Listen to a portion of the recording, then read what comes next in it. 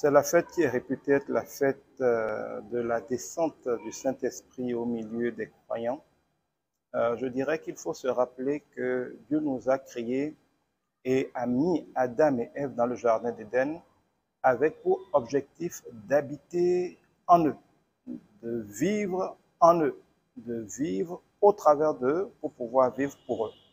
Et donc, à la création, l'homme est rempli, est habillé de la gloire de Dieu, est habillé de l'Esprit de Dieu. Et c'est cet Esprit de Dieu-là qui devait inspirer l'homme, inspirer les pensées, les paroles, les actions, les réactions de l'homme. Comme on conduit sa voiture, son véhicule qui vit au travers de nous, l'homme est censé être comme une monture pour l'Esprit de Dieu.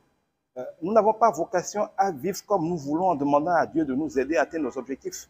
Nous avons vocation à être des instruments entre les mains de Dieu, un temple, un sacrifice vivant livré à Dieu, pour que Dieu, qui est intangible parce qu'il est esprit, puisse s'incarner au travers de nous et vivre au travers de nous. De la même manière qu'un hibou ou une sorcière va servir à l'esprit du mal pour s'incarner ou périr, l'homme, le croyant, le chrétien est censé être comme une incarnation, donc une manifestation dans un corps physique de l'Esprit de Dieu.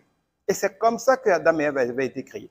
Et donc, quand nous sommes ainsi remplis de l'Esprit de Dieu, de la présence de Dieu, de la gloire de Dieu, la création tout entière nous est soumise.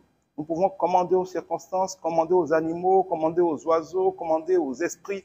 Nous vivons, nous régnons parce que Dieu nous a établis pour régner, pour être féconds, pour nous multiplier, pour dominer, pour assujettir. Il se fait que lors de la tentation, le diable a convaincu Adam et Ève, donc leur corps, de ne plus se laisser conduire, de ne plus être des instruments par lesquels l'Esprit de Dieu vit, mais de devenir des instruments au travers desquels lui, le diable, va vivre. Le diable a poussé l'homme à se rebeller contre Dieu, à divorcer de Dieu et à faire un avec le diable, donc à plutôt manifester les pensées, les paroles, les actions, les réactions du diable. Et c'est pour ça que le monde est si malheureux aujourd'hui, parce que l'homme qui avait été créé comme une monture, comme un temple au travers duquel Dieu va vivre pour accomplir la volonté de Dieu, vit aujourd'hui, mais en général par défaut, rempli par l'esprit du diable qui vit au travers de lui. Et donc, dans ces conditions, Dieu s'est retiré d'Adam et Ève et les a laissés à leur vie de malheur, à leur vie de malédiction. Tout au long de l'Ancien Testament, nous voyons l'homme essayer de s'en sortir, désespérément, ça ne marche pas. Sauf lorsque l'Esprit de Dieu, par son onction, descend et agit ponctuellement pour délivrer l'homme.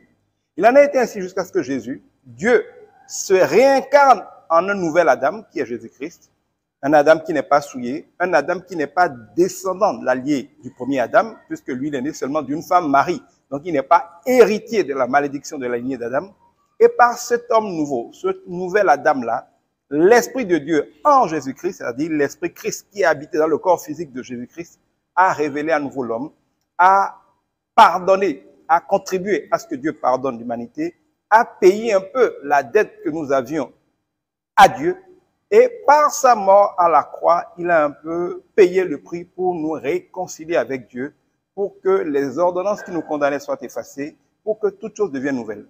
Disons que par la mort de Jésus-Christ à la croix, la nature humaine qui s'est désolidarisée de Dieu, qui a commencé à devenir un instrument du diable, est morte à la croix.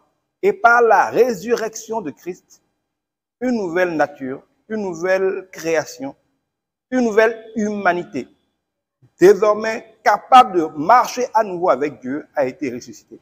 C'est pour ça qu'une fois que Jésus est ressuscité, lors de l'ascension, il n'y a pas longtemps, il est reparti au ciel. Et comme il l'a promis quand il est parti au ciel, il nous a renvoyé le Saint-Esprit. C'est-à-dire, il nous a envoyé son esprit. Parce que quand il était sur la terre, l'Esprit de Dieu n'habitait qu'en lui. C'est pour ça que lui seul faisait des miracles. Mais il a dit qu'il est avantageux pour nous qu'il s'en aille, qu'il retourne au Père, que puisqu'il a terminé sa mission, il doit aller rendre compte. Et parce qu'il a bien rendu compte et que sa mission a été réussie, avec le Père, ils sont maintenant capables de nous envoyer leur esprit pour réhabiter en nous comme ils habitaient dès le début en Adam. Et c'est pour ça qu'il avait dit à ses disciples, ne bougez pas, attendez que mon esprit revienne. Et à la Pentecôte donc, c'est le signe que Jésus a réussi sa mission, l'homme est désormais réconcilié avec Dieu, et parce que l'homme est réconcilié avec Dieu, et que plus rien ne s'oppose à l'intimité entre Dieu et l'homme, eh bien, l'Esprit de Dieu revient habiter dans l'homme, revient prendre sa place dans l'homme, afin de l'intérieur désormais à nouveau d'inspirer l'homme, de conduire l'homme, de diriger l'homme, et de vivre sa vie au travers de nous. Donc, le Saint-Esprit n'est pas quelque chose que nous devons utiliser pour faire ce que nous voulons. Le Saint-Esprit de Dieu qui vient à la Pentecôte, qui revient sceller son habitation dans la Pentecôte, c'est l'Esprit de Dieu qui revient prendre la place qui aurait toujours dû être la sienne, celle du Créateur qui nous a créés pour vivre au travers de nous.